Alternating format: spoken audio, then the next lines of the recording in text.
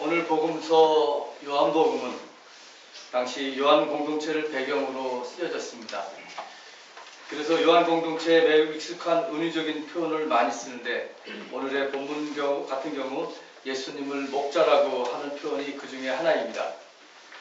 이 목자라는 표현은 지정학적으로 유목생활한 팔레스타인 사람들에게는 익숙한 말이지 실은 우리에게는 익숙하지 않을 뿐만 아니라 오히려 낯설기만 한 말입니다. 여기서 목자와 함께 사용되는 양의 개념도 마찬가지입니다. 목자가 돌보는 양떼 또한 우리의 일상생활 속에서는 거의 볼 일이 없습니다. 오히려 농부 혹은 소, 닭이 더 우리에게 와닿는 말씀입니다. 제가 논문 마지막 정리 단계에서 약 한 달 동안 영국에 갔었습니다. 저희 학교하고 영국 엑서터 대학하고 박사학위 협정을 맺은 관계로 졸업하기 전에는 한 번은 꼭 갔다 와야만 했었습니다. 그래서 런던에 도착한 저는 충분한 돈을 가지지 못했기 때문에 영국 남부 도시인 엑서터로 가기 위해서 국내 비행기도 타지 못하고 그 흔한 기차도 타지 못하고 장거리 시외버스를 타고 가야만 했습니다. 그러나 버스 터미널에서 몇 시간을 기다리고 간 길은 정말로 아름다웠습니다. 시골길로 들어서자 집들도 별로 없고 푸른 잔디 위에 수많은 양떼가 이리저리 다니는 그런 목가적인 풍경을 즐길 수가 있었습니다. 아마 제가 돈이 많아서 비행기를 타고 갔다면 이런 아름다운 광경을 볼 수가 없었을 것입니다. 저는 가는 길도 또 돌아오는 길에도 버스를 타며 그 아름다운 풍경, 그 푸른 잔디와 양떼들, 말, 그것을 보았습니다. 지금도 생각하면 눈에 선합니다. 그러나 겉으로만 보는 아름다운 이런 목가적인 풍경 뒤에는 잔디를 깎고 양이나 다른 짐승들을 키우는 어느 농부의 고된 노동이 있겠지요. 오늘 목자 또는 양과의 관계에 있어서의 목자라는 예수의 이미지가 우리 문화권에서는 비록 친숙하지 않은 표현이긴 하지만 그러나 다른 삶의 문화권을 잠시 생각하며 우리의 상상력을 펼쳐보기로 하겠습니다. 목자의 생활은 그림처럼 아름다운 것은 아닙니다. 방금 말씀드렸듯이 나그네와 같은 제가 잠깐 보았던, 겉으로 보았던 영국의 한 아름다운 시골 마을, 그러나 그 뒤에 숨어있는 농부의 고단한 삶이 있는 것과 마찬가지입니다. 양떼를 돌보는 목자의 생활은 낭만적인 것이 아니라 위험하고 모험적이고 때로는 비천한 것입니다. 목자는 고상한 사회가 아니라 변두리 거친 들판에서 지내야 하는 사람들이기 때문입니다. 그런데 예수는 스스로를 이런 변두리에서 노동하는 목자라고 했습니다. 그리고 선한 목자라고까지 했습니다. 이것은 예수를 고상하게 믿고 거룩한 성전에서 그를 떠받드는 종교 엘리트들에게는 어쩌면 불편하게 들릴 것입니다. 차라리 예수를 나는 선한 이주 노동자다 라고 말하는 것이 더 편할 것입니다. 그러므로 예수께서 나는 선한 목자라고 했을 때 이것은 당시 몇 가지 의미에서 대단히 급진적인 선언적인 의미를 내포하고 있습니다. 첫째, 예수께서 예수 자신이 나는 뭐뭐라 이렇게 했습니다. I am 이렇게 얘기했습니다. 이것은 호렙산에서 모세가 하나님께 당신은 누구십니까? 하나님이 모세를 향해서 내 백성을 해방하라는 명령을 받고 바로에게 보낼 때 모세는 이렇게 물었습니다. 내가 하나님을 명령을 받고 바로에게 가서 내 백성에게 해방을 선포할 때 이스라엘 백성들이 너의 하나님이 누구냐? 너의 하나님의 이름이 누구냐고 물으면 어떻게 합니까? 그래서 당신은 누구입니까? 이렇게 물어봤을 때 모세에게 하나님께서는 나는 곧 나다. I am who I am 이렇게 말씀하신 것입니다. 이제 신약에서 예수께서 나는 뭐뭐다. 나는 I am a good shepherd 할 때 나는 선한 목자다. I am the good shepherd 다시 바꿔서 나는 선한 목자라고 했습니다. 이것은 예수께서 하나님의 종으로서 하나님의 사역에 순종하고 있음을 분명히 하고 있습니다. 하나님의 백성은 내가 돌봐야 될 사명이 있음을 분명하게 선언하고 있는 것입니다. 이 목자는 평상시에도 양들을 위해서 물가로 인도하고 풀을 제공하는 사람들이었습니다. 그러나 유사시에는 이리가 올 때는 양들을 위해서 자기 목숨까지 바쳐가며 양을 지키고 보호하는 사람입니다. 구세주 예수는 자기 백성을 돌보고 치유하는 일을 하셨고 자기 백성을 죄에서 구원하시고자 스스로 목숨을 내어주시는 선한 목자라는 것입니다. 그는 억지로 이 일을 한 것이 아니라 스스로 원해서 목숨을 버린 목자여 이것이 아버지로부터 받은 명령으로 아는 참 목자이신 선한 목자이신 주님이십니다. 둘째, 예수께서 나는 선한 목자라고 했는데 이때 선한이라고 하는 형용사는 헬라어로 칼로스라고 합니다.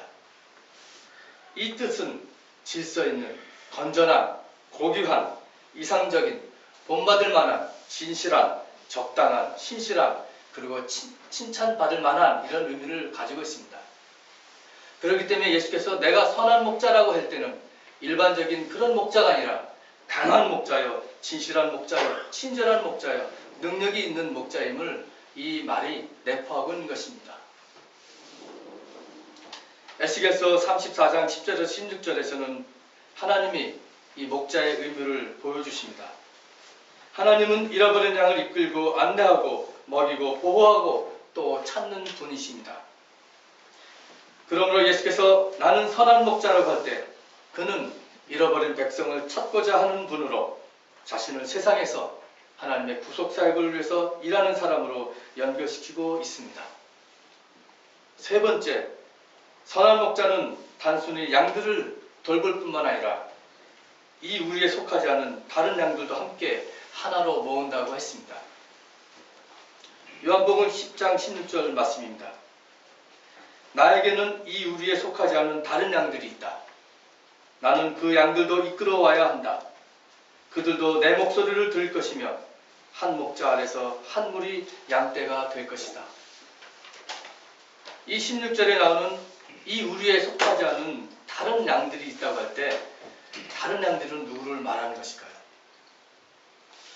종교개혁자 칼빈은 이 다른 양들을 이방인 출신 신자라고 말합니다.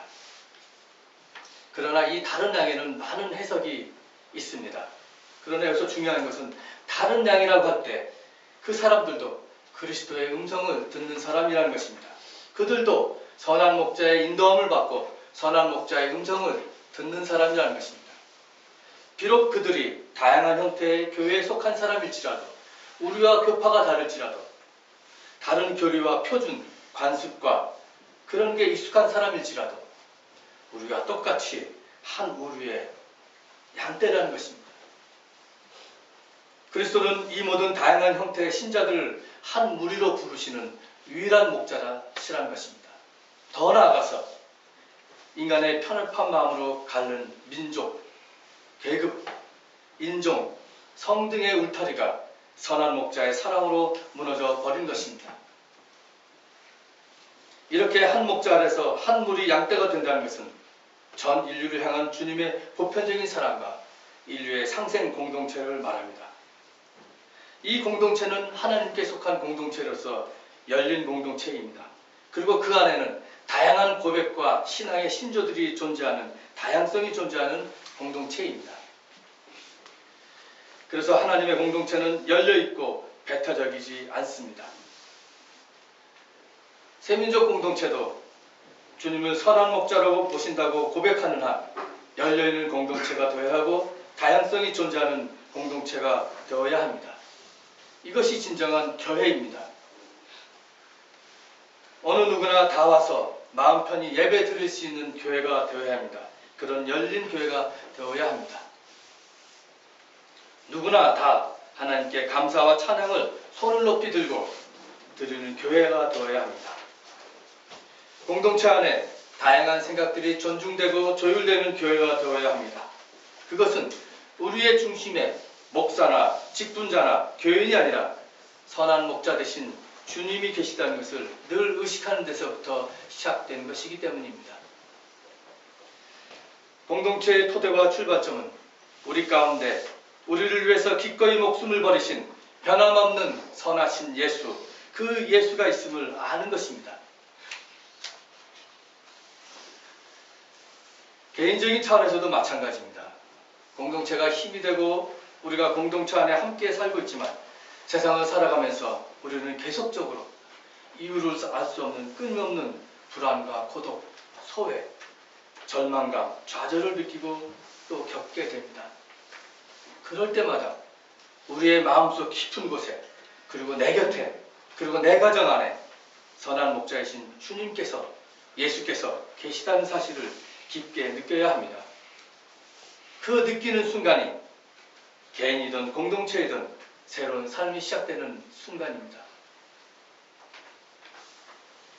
그래서 선한 목자 되신 예수, 그 이름만이 유일한 우리의 희망입니다. 그 이름만이 우리에게 구원의 능력이 되는 것입니다. 아름다운 문이라는 성전 밑에서 나면서부터 겪는 장애인이 있었습니다. 이 사도행전은 지난주부터 계속 읽어오고 있습니다. 그는 날마다 사람들에게 구걸하며 하루하루를 연명하며 사는 거지였습니다. 그나도 여느 날과 마찬가지로 사람들에게 무언가 바라보자 성전 앞에 앉았습니다.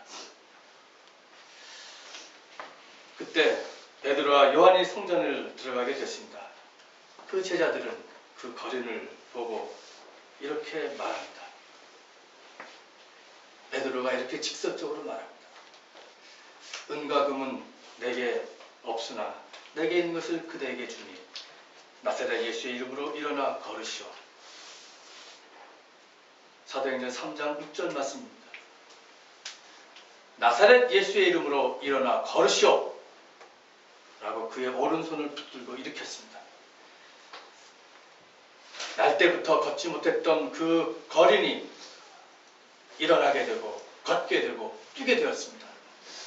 그리고 하나님을 찬양하게 되었습니다. 그리고 제자들과 함께 성전에 들어가 하나님을 경배하게 되었습니다. 이 기적을 보고 사람들이 놀랐습니다.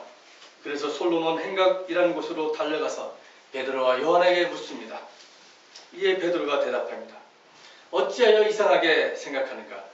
우리가 우리의 능력이나 경건으로 이 사람을 걷게 했다고 생각하는가? 아니다. 그것은 오직 나사렛 예수의 이름으로 걷게 된 것이다. 오직 예수의 이름으로 된 것이다. 그 예수의 이름을 믿는 믿음으로 이 사람이 완전히 성하게 된 것이라고 말합니다. 사도의 이름이나 능력이나 경건이 아니라 오직 예수의 이름으로 가능했던 것입니다. 여기서 말하는 예수의 이름은 주술적 효과를 내는 이름이 아닙니다. 그 어떤 혼령을 부르는 이름도 아니고 마술도 아닙니다. 그것은 믿음, 예수를 믿는 믿음입니다. 그러면서 베드로는 유대인들의 잘못을 정확하게 짚습니다. 당신들이 거룩하고 의로운 자를 거부하고 살인자를 놓아달라고 했고 생명의 주를 죽인 것입니다. 그런데 솔로몬 행각에서 이스라엘 백성들에게 예수의 이름을 당당하게 선포했던 베드로와 요한이 이제 의회 앞에 끌려가게 되었습니다. 신문을 받게 됩니다. 그것이 오늘의 본문입니다. 이 의회 앞에는 대제사장 안나스를 비롯해서 대제사장의 가문에 속한 사람들이 모두 참석했습니다. 그들은 격분했습니다. 화가 났습니다. 왜 사도들이 백성을 가르치는가? 왜 예수의 이름을 말하는 것에 대해서 화가 나 있었습니다. 그들은 사도들에게 물었습니다. 그들은 대체 무슨 권세와 누구의 이름으로 이런 일을 하였어?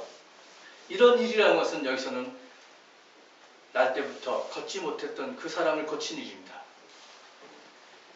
그러자 성령이 충만해진 베드로는 이렇게 말합니다. 여러분 모두와 모든 이스라엘 백성은 이것을 알아야만 합니다. 이 사람이 성한 몸으로 여러분 앞에 서게 된 것은 여러분이 십자가에 못 박아 죽였으나 하나님이 죽은 사람들 가운데서 다시 살리신 나사렛 예수 그리스도의 이름을 힘입어 된 것입니다. 베드로는 다시 나사렛 예수 그리스도의 이름이라고 분명하고 단호하게 말합니다. 여기서 중요한 것은 병을 고쳤다는 사실이 아닙니다. 장애인을 고쳤다는 사실이 아닙니다. 그것은 유대인들을 깨우치기 위한 하나의 표적에 불과합니다. 중요한 것은 예수 그리스도의 십자가의 죽으심과 부활입니다. 여러분, 신약 성경에 나오는 수많은 병고침의 치유 사건을 우리는 압니다. 그러나 언젠가는 이 병을 고친 사람도 또 다른 병에 걸릴 수 있습니다. 그리고 언젠가는 늙어서 죽게 됩니다. 그렇기 때문에 병 고친 사건 그것이 중요한 게 아닙니다. 그 사건을 통해서 예수를 만났고 하나님의 진리의 길, 생명의 길로 돌아서게 된 그것이 중요한 것입니다. 장애에서 벗어나는 것도 중요하고 아픈 사람에게는 병이 낫는 것도 중요합니다. 그래서 주님께서는 병도 많이 고치신 것입니다. 그러나 말씀드렸듯이 최종 목적은 그것이 아닙니다.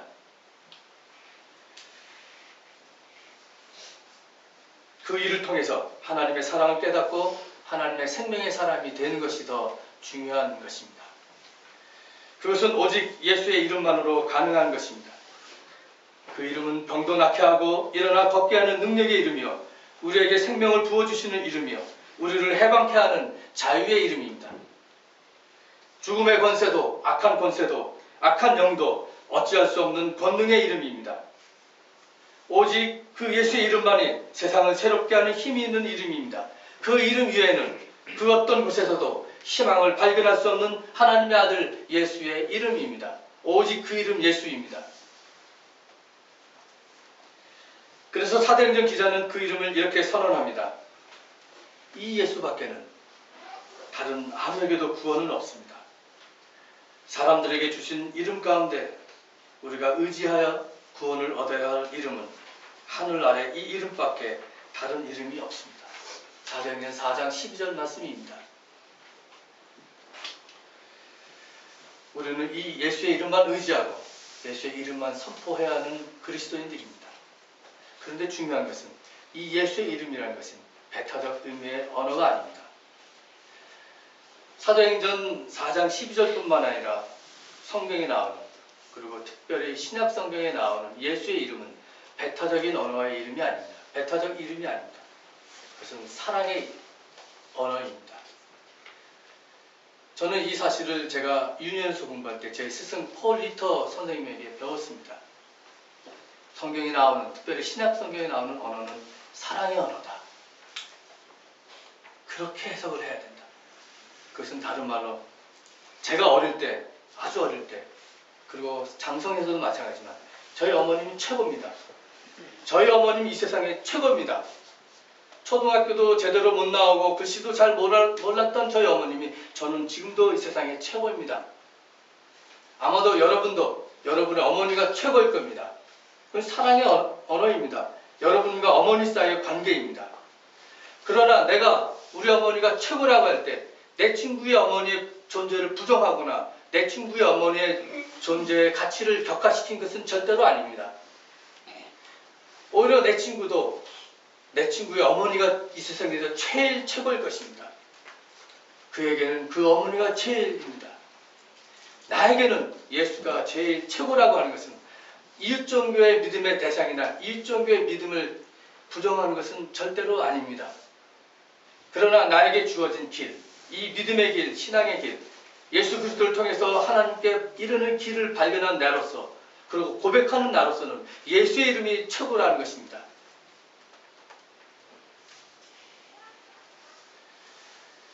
그렇기 때문에 예수의 이름은 배타적인 이름이 아니라 사랑의 언어입니다. 그렇기 때문에 종교 간의 대화는 정말 신심이 있는 사람들, 깊이 자기 신앙에 확신이 있고 뿌리가 있는 사람들만이 할 수 있는 것입니다. 섣불리 할 수 있는 거 아닙니다.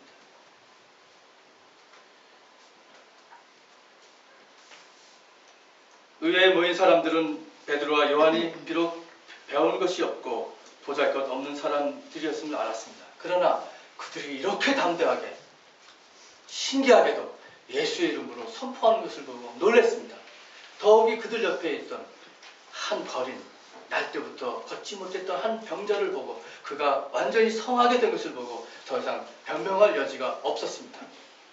그래서 그들은 다시 옆에 모였습니다. 어떻게 했으면 좋을까? 그 결론이 뭐냐면 이 사도들을 풀어주되 다시는 예수의 이름으로 가르치지도 말고 예수의 이름으로 예수의 부활을 선포하지 말라고 금지령을 내렸던 것입니다. 당시의 세상 권력자들은 이렇게 예수의 이름을 두려워하는 것입니다. 우리를 자유케 하고 해방하게 하고 진리로 인도하는 예수의 이름을 금지했던 것입니다.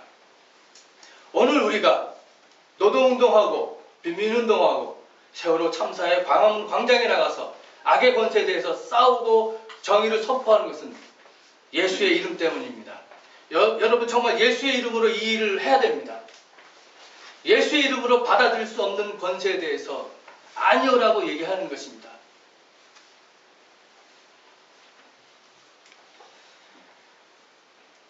다시는 예수의 이름으로 말하지도 말고 가르치지도 말라는 그 명령을 받은 베드로와 요한은 이렇게 대답합니다.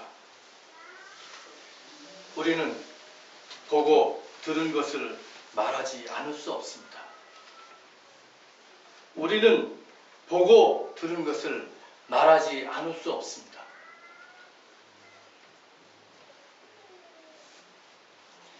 요한일서 기자는 예수의 이름을 믿는 것을 하나님의 계명을 지키는 일이라고 했습니다.